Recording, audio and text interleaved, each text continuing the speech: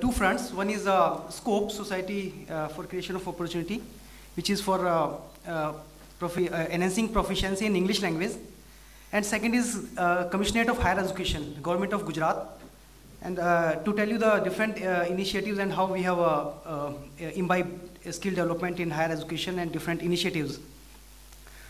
Whenever we start a project in skill development or in higher education, Government of Gujarat is very keen to have these core principles of starting any project, which are accountability, access, affordability, decency, fairness, local language context, participation, and transparency. So these are the core principles where we design all our projects and training programs. If we talk about the policy interventions in higher education sector in Gujarat, we have started a new course curriculum. You might have heard about CBCS, choice-based credit system, where the annual mode of exam is now converted into a semester system and marks have been converted into credits. Now, during your time and my time, it was not possible a BSc student should learn a music or dance course. But now, with the introduction of CBCS, we are offering more than 100 courses under foundation course. It is quite possible to have different types of courses. Why not art student learn Newton's law? So these are now possible in Gujarat in university curriculum. The ICT in education, lot of ICT initiatives. There is a faculty development, knowledge management program for faculties we have been doing. There's a employability and the complete education ecosystem, the quality, the knowledgeable society we are going to create in Gujarat. If we see, typical suggestive model, how we can just involve skill development in the curriculum in the youth. So we need these three main core principles, which is called fundamental educational reforms. We need, like our distinguished speakers told, in school education system, in university curriculum system, we need a lot of reforms as of now. Then there's supplementary skill development. Like Professor Mantha mentioned, there should be a scheme of switching between general stream to vocational stream. So there's a supplementary skill development along with the normal academic curriculum. Then there's a involvement of private partners. Like ma'am said, there's until unless we involve PPP models, it is very difficult for a government alone to imbibe this skill development and to fill this skill gap. This is a small diagram I tried to make. This private institution and government institutions and colleges. If they both join, and then we can make through their franchisee and through students, we can have centers for skill upgradation. So there can be many centers across the state, across the country, where we can create skilled manpower which can cater to the industry. So this is a small diagram. We are just trying to link between private partners and centers and government together. You know these challenges, you might have heard about this. There are a need of 500 million, like Professor Ray also mentioned, 50 crore skilled manpower, which is more than 1/3 of our country's population in next 10 years. If we see the Gujarat scenario, we need 500,000, around 5 lakh skilled manpower required in Gujarat for in next 5 years. Dr. Bansal also mentioned there is no uniformity of courses in universities. There are different courses, there are different syllabi. There is a very meager industry interaction between academics and industry. There are not enough practical sessions. If we see most of the engineering colleges, if we see the course curriculum, if there are 50 practicals to be done, it is true that not more than 50% practical sessions take place in colleges, most of the colleges. Not enough training to the faculty, to the students. Not enough materials. There are computers in the school, but where is the content?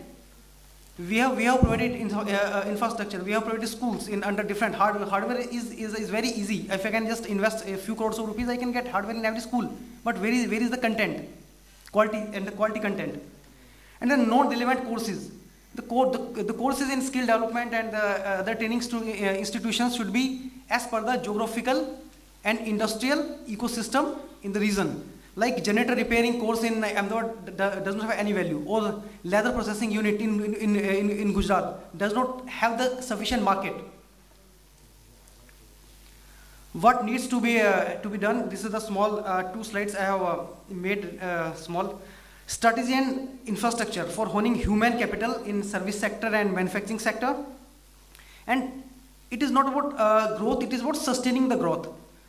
In India, the total Indian growth is 10%, while Gujarat is taking a lead with 15% growth rate. These are food processing unit and self-help groups which are required to be developed in the tribal belts, because the raw material they can supply, but these MNCs and industries who just process that food, which is much higher, is 100 times or 50 times higher than the raw material. So why not develop few training centers and a few food processing units where we are rich in tribal belt. This is a training, this is an industrial cluster needs to be developed, the category wise industrial cluster. This is more industry academic interaction and need based. It is not for the sake of interaction, but it is a need based employment we have to create. This is a interesting pedagogical and andragogical methods needs to be developed, and this is active learning methodology. There is a program called ALM, which we are now starting in colleges and schools. Livelihood mapping with geographical needs, I told, an employability index. Do you know what is the employability index of our country? Anybody can tell me? You have any idea? It is only 13% in the country. It means, in a layman language, if 100 people go for a job, there is a likelihood that only 13 are eligible for that job. So only out of 100, what about the rest of 87 people? Until unless we develop capacity in them, we are not going to fill this skill gap, which is too wide. We have to do continuous survey with the industry, like our distinguished speakers told. The industry interaction and industry needs have to be assessed and then put in the syllabus. And training the trainer, like ma'am said, I have also put this as in my slide. FDB faculty development program, continuous assessment.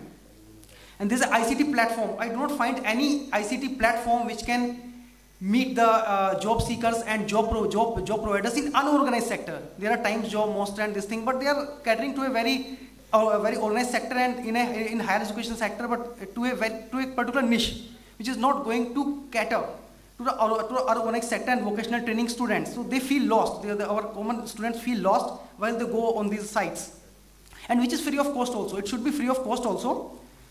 And we can start with the college stand. We can online job placement fair. I have never seen this online job fair through the net and this thing in a very large scale. So this needs to be developed. Innovation is a very key element for skill development. A lot of people ask me, because I have been working in innovation field also for the past 10 years with IIM and National Innovation Foundation. What is an innovation? People just lost how to distinguish an innovation and a general existing product.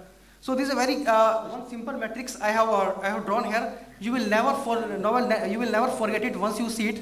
I have put it 3 components in 3-dimensional matrix: method, material, and use.